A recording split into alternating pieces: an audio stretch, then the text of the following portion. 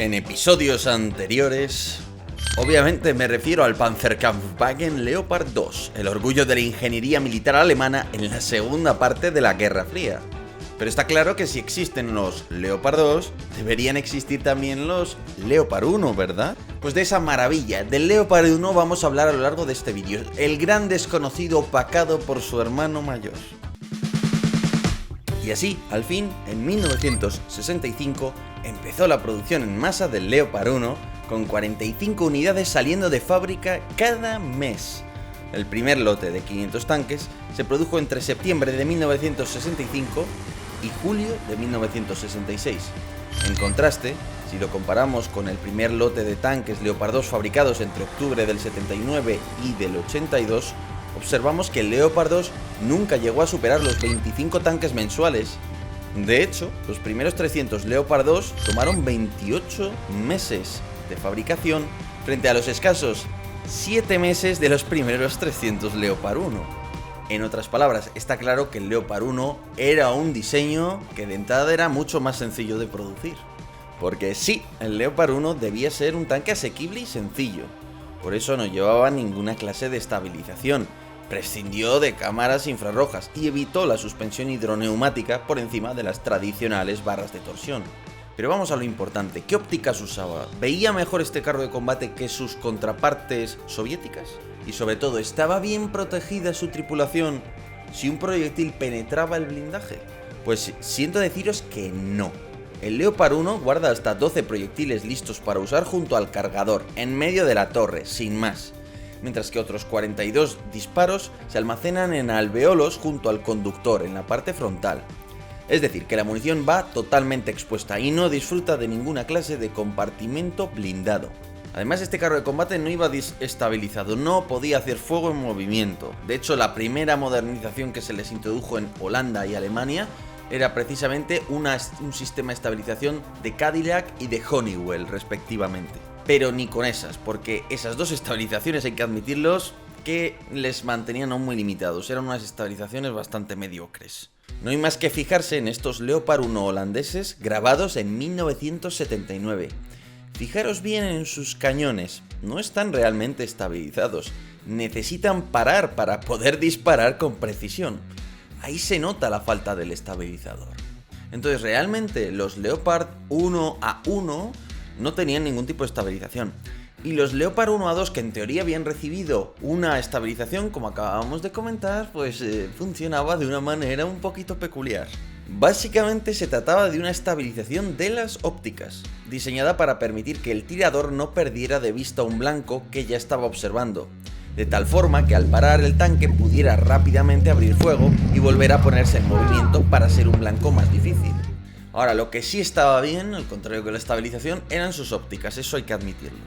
Para empezar, el jefe de carro usaba un periscopio TRP-2A, situado justo frente a su escotilla y que ofrecía de 6 a 20 aumentos, para cortas y largas distancias. En ese mismo periscopio también había una óptica infrarroja B17-1V, que se usaba junto a una linterna infrarroja. Entonces, si se atacaba de noche, lo normal era que en un pelotón de 4 carros, uno encendiera la linterna infrarroja para iluminar y el resto observaran desde su óptica infrarroja para abrir fuego justo después. Y a continuación se cambiaba. Otro tanque era el que iluminaba con su foco infrarrojo y el resto disparaban. Y así sucesivamente. ¿Para qué? Para confundir al enemigo y no revelar la posición de un Leopard 1 durante demasiado tiempo. Además, el TRP-2A permitía, porque era estadiométrico, medir la distancia al blanco al propio jefe de carro. Básicamente lo que se hacía era meter al objetivo, que podía ser una casa o un tanque, dentro de esa cajita que veis en esta imagen. A continuación, el jefe de carro empezaba a girar las ruletas de un periscopio en altura y en longitud hasta que encajaran con el objeto, y entonces la calculadora proporcionaba una distancia, una solución. Y entonces ese dato de la distancia se introducía en una computadora balística junto a otros datos como los obtenidos por el sensor de vientos, como los obtenidos en cuanto a la temperatura, de tal manera que ya tenías una solución de tiro bastante precisa para largas distancias. Aunque seamos sinceros, la mayor parte de las veces se tira con alza de combate, es decir, de forma intuitiva, ya que la trayectoria del proyectil es tan rectilínea que no necesitas calcular nada hasta que pasan varios cientos de metros. Ahora bien, para hacer un fuego rápido estaba sobre todo el tirador. La idea era que el jefe de carro, que aunque también podía hacer fuego, pues estuviera buscando blancos y dando órdenes para maniobrar el carro de combate y sobrevivir. Por todo eso, el tirador disfrutaba del telémetro de coincidencia óptica TEM-2A, del famoso óptico Carl Zeiss, que exteriormente son esos dos ojillos laterales que tenían los primeros Leopard 1. Con el TEM-2A lo único que hay que hacer es girar una ruedecita hasta que las crucetas de los dos ojillos coincidan, porque al estar superpuestas implica que el tanque está alineado con el blanco. Además, como visor auxiliar usaba el TZF-1A, que era esclavo del cañón, paralelo y soldado a este, y con una entrada muy protegida y abrigada, poco expuesta, como se puede apreciar en esta imagen. El TZF-1A, como va paralela al cañón, esa óptica, pues te permite, por ejemplo, comprobar si hay algo delante del cañón, porque como tus ópticas principales están encima de la torre, puede pasar que tú tengas, digamos, una visión limpia al blanco, pero que tu cañón, por ejemplo, tenga delante una pared y no lo estés viendo. Por eso se mira antes por el TZF-1A para ver que no haya delante algo que obstruya el cañón, lógicamente. Pero sobre todo el TZF-1A, que también tienen los Leopard 2, pues te sirve porque es una mira que es muy difícil de dañar, está muy protegida y es muy simple y muy robusta. Está ahí encajonada junto al cañón y ya está. Es muy difícil dañarla, por así decirlo, y siempre te va a servir porque es pura óptica. Ahora bien, hasta aquí el Leopard 1A1.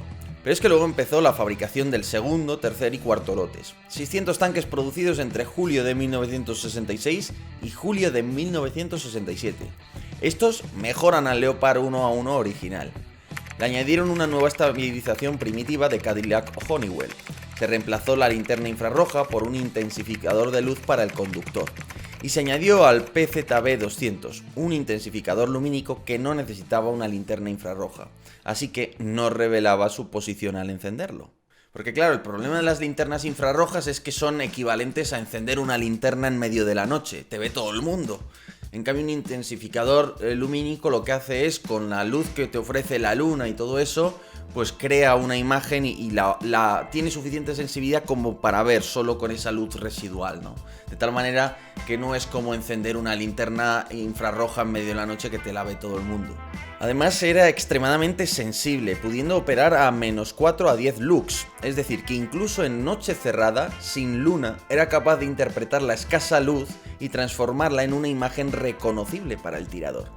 De hecho, el PZB-200 permitía incorporar pantallas para toda la tripulación, porque la idea era justamente que en la búsqueda de objetivos y en la observación pudieran participar todos, llegado el caso. En 1972 empezaría a fabricarse el quinto lote, que incluía los primeros Leopard 1A2 con blindaje añadido en forma de cuña en la zona frontal de la torre, a fin de añadirle algo de protección a esta, especialmente en la zona del mantelete.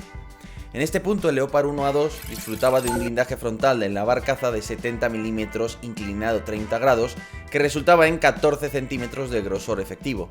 Una torre con un frontal de 60 mm, reforzado con capas de goma para predetonar los proyectiles, así como una cuña de blindaje que ofrecía protección contra municiones de carga hueca y blindaje lateral de 30 mm en promedio.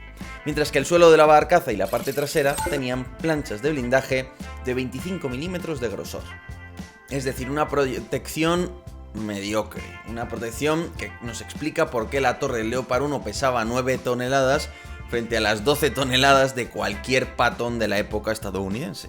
De los 342 tanques fabricados en el quinto lote, 232 mantuvieron la torre tradicional de acero fundido, pero 110 empezaron a incorporar la nueva torre de acero soldado, más barata de producir y reparar, aunque las soldaduras siempre presentan brechas balísticas.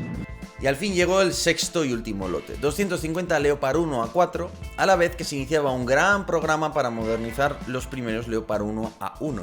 Pero lo importante de todo esto es que ese último lote de fabricación nueva con esos Leopard 1A4 realmente supuso remozar toda la serie. Y en cierto sentido, con las mejoras que incluía el Leopard 1A4, podemos decir que es una especie de hermano mayor de lo que posteriormente ha sido un carro de combate principal, es decir, un carro de combate equipado con todas las tecnologías mínimas para combatir en la guerra moderna. Un adelantado a su tiempo, vamos.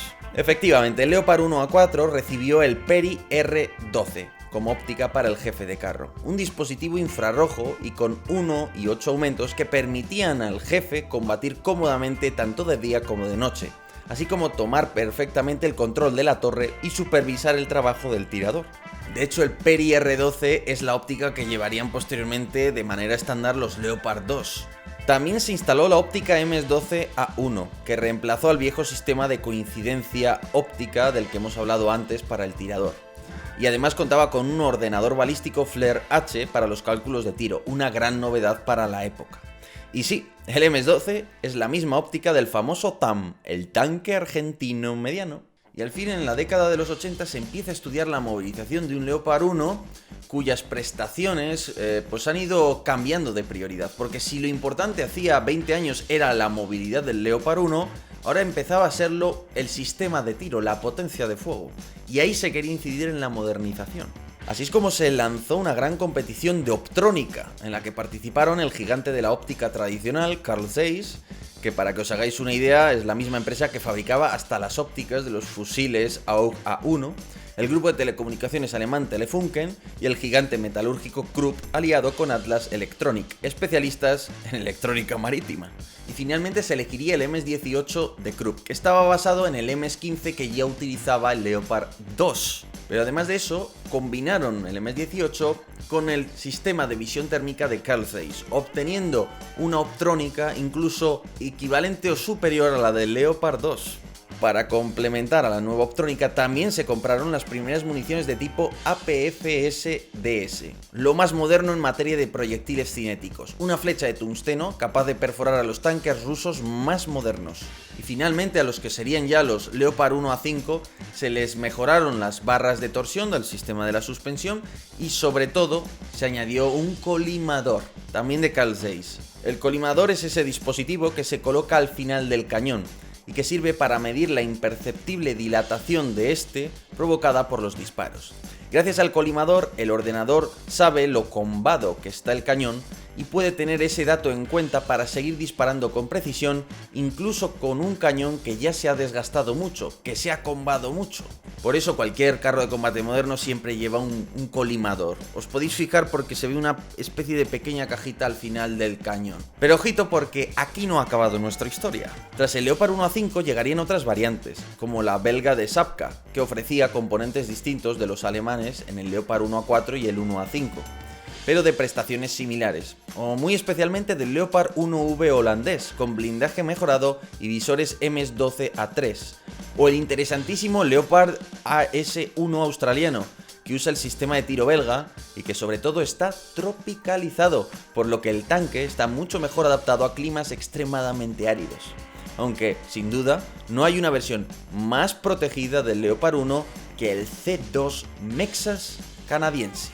Pero de eso hablaremos en el siguiente episodio, porque ese Leopard 1, el más protegido de todos, fue desplegado en la guerra de Afganistán y vio muchísimos combates contra los talibán.